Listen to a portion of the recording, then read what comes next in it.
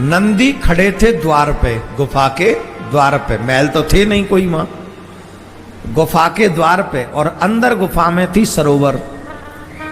उस सरोवर में मां पार्वती स्नान कर रही थी। और जब मां पार्वती स्नान कर रही थी सरोवर में, तो नंदी से कहा था किसी को भीतर मत आने देना। सखियों ने कह दिया माता जी स्नान कर रही हैं। बोल ठीक है। अब माता जी तो लग गई स्नान करने। इतने में शंकर भगवान आ गए।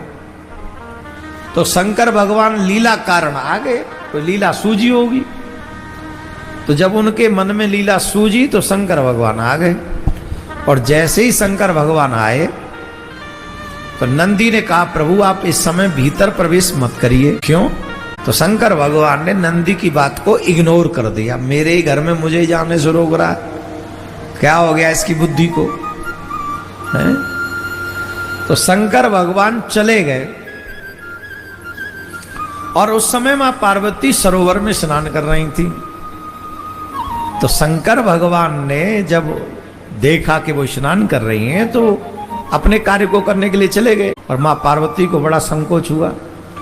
मां पार्वती अब सोचने लगी बैठे बैठे हमारी सखी सही कह रही थी। अगर अपना गण होता तो आज ये दिन नहीं देखना पड़ता। अपना गण तो आने ही नहीं देता। उसी समय मां पार्वती ने अपने अंग पे जो उबटन लगा था ना उसे हटाया ऐसे, और उस उबटन से जो मिट्टी निकली उसको ऐसे बनाया, और उसमें उबटन में से पुरुष का एक आकार बनाया और उसमें जट प्राण फूंक दिए, और वही गणेश जी हो गए। बोलो गणेश जी महाराज की। तो गणेश जी प्रकट हो गए और माता जी बड़ा लाड़ लड़ाने लगी, उसको अपनी गोद में बिठा लिया। मेरा लाला मेरा छौन। मां पार्वती क्या कह रही है जानते हो गणेश जी से? तेरे सिवाय इस कैलाश पे मेरा कोई नहीं है। क्या कह रही है गणेश जी से? ये माता जी कभी कभी पति देव से थोड़ा सा किसी बात पे हो जाए ना अनबन, अभी अनबन हुई भी नहीं थी, बस आ गए थे बिना बताए, और इतनी बात पे कितने प्यार से मैया इमोशनल हो गई बहुत। पुत्र गणेश तेरे सिवा मेरा कोई नहीं है इस कैलाश पर्वत पे, तू ही एक मेरा है। अब तू ही मेरी देखभाल करना। अब मैं तुझे अपने द्वार का प्रमुख गण स्थापित करती हूं। याद रखना जब तक मेरी अनुमति न मिले तब तक कोई अंदर प्रवेश न कर जाए। और माता जी ने एक लठिया पकड़ा दी, ये ले बन जाओ मेरे द्वार के चौकीदार। और मां पार्वती कृपा कर दे, तुम तो आदि शक्ति है, कौन गणेश जी की बराबरी कर सकता है। माता जी को प्रणाम किया। माता जी आप बिल्कुल चिंता मत करिए, आप जब तक नहीं चाहेंगी कोई बाहर नहीं आ भीतर नहीं आएगा। और तुरंत चले गए, द्वार पे खड़े हो गए। अब अचानक से शंकर भगवान को कोई कार्य पड़ा तो शंकर भगवान आए। तो शंकर भगवान जब आए तो देखा द्वार पे बालक खड़ा है। उस बालक से पूछा भाई कौन हो? तो वो पूछने लगा तुम कौन हो? अरे तुम हमें नहीं जानते? बोले हम कैसे जानेंगे, हम क्यों जानेंगे? अरे तुम जानते नहीं? बोले सुनो कोई भी हो तुम जाओ यहां से, हम तो सिर्फ माता जी को जानते हैं। अरे माता जी को जानते हो, पिताजी को नहीं जानते? बोले हमें कोई मतलब नहीं, हमारी माता जी की आज्ञा है, माता आज्ञा सर्वोपरि है हमारे लिए। हमें जो माता जी ने आज्ञा दी है हम उसी आज्ञा का पालन करेंगे। और चले जाओ, बड़ों का आदर करते हैं इसलिए हम कुछ कह नहीं रहे। जितना जल्दी हो सके चले जाओ, तुम्हारे लिए लाभदायक रहेगा। शंकर भगवान बोले बच्चा तुम जानते नहीं हो, ऐसे थोड़ी बोलते हैं, हमारा ही घर है, हमको जाने देना चाहिए। बोले देखो यहां से वापस चले जाओ। शिव पुराण में तो ऐसा लिखा है कि शंकर भगवान पे लाठी चार्ज कर दिया गणेश जी ने। हाँ लाठी चार्ज, जो लठिया थी वो चार्ज कर दी। अब भगवान को लगा ये बच्चा है, मैं से क्या लड़ूं? तो भगवान को लगा ये ठीक नहीं है, तो अच्छा बड़ों को कई बार कुछ सह लेना चाहिए। तो शंकर भगवान वहां से चले गए। बोलो शंकर भगवान की जय। तो जब शंकर भगवान गए तो उनको लगा कि ये बात नहीं समझ रहा हमारी। तो गणों को कहा ये कौन है? बोले माता जी का ही कोई गण है, हमको भी भटकने नहीं दे रहा है।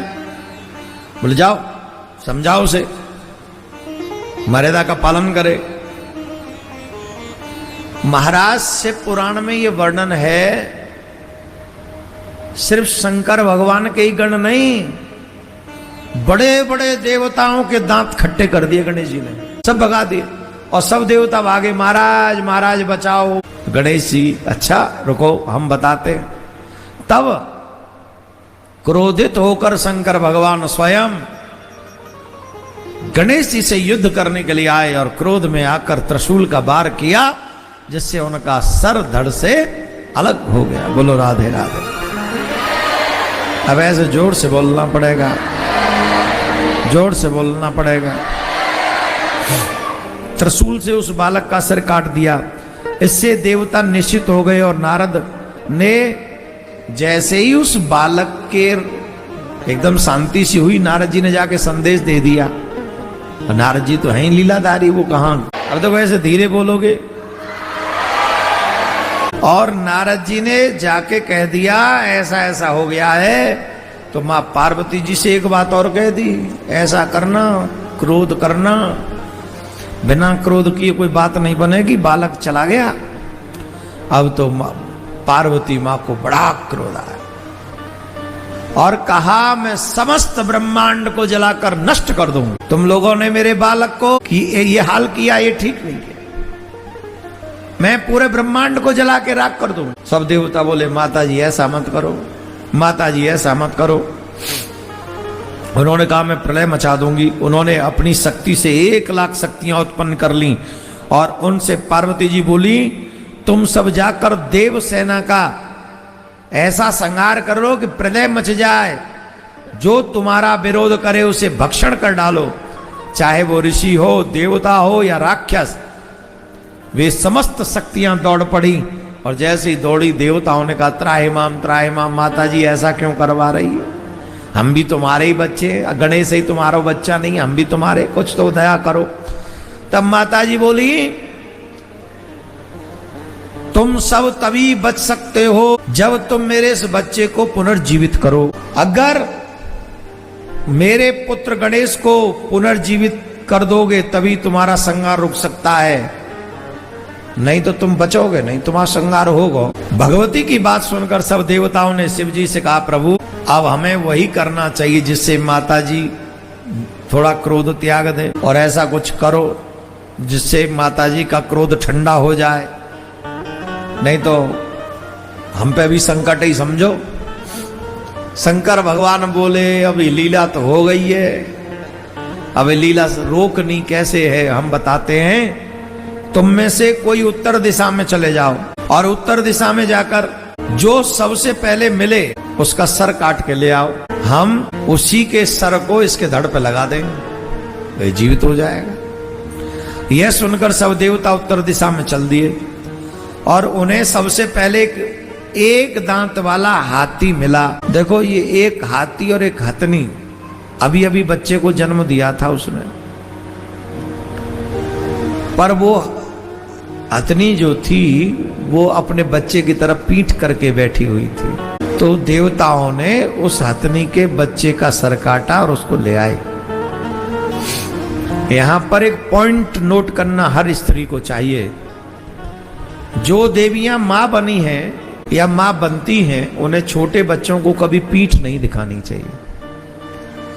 इसलिए आपने कभी भी देखा होगा माताएं जब अपने बच्चे को सुलाती हैं तो अपने सामने सुलाती हैं, हृदय के सामने, वक्षस्थल के सामने, अपना वक्षस्थल उसके मुख में दे के रखती हैं और सामने रखती हैं, दृष्टि के सामने। छोटी छोटी चीजें, वो अबोध बच्चा है, कुछ भी हो सकता है, और पता चले पीठ पीछे अगर है कोई कीड़ा मकोड़ा आ जाए, कोई और उल्टा सीधा आ जाए, कब घटना घट जाए कुछ पता नहीं चलता है। तो जब पता नहीं चलेगा तो गड़बड़ हो जाएगी। तो इसलिए माँ को चाहिए कि बच्चे को सामने रखे, सामने ही रखना चाहिए। तो उस हाथी के बच्चे का सर काट लाए और वो शंकर भगवान ने उस सर को लेकर अपने उस बालक के धड़ पे रख दिया।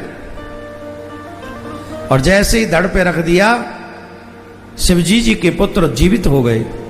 सब देवता बड़े प्रसन्न हुए। तब उस देवी पार्वती के पास ले गए और पार्वती ने, माता ने उसको देखा, सब प्रसन्न हो गई। माता जी भी बड़ी प्रसन्न हो गई। बोलो गणेश जी महाराज की जय, बोलो गणेश जी महाराज की जय।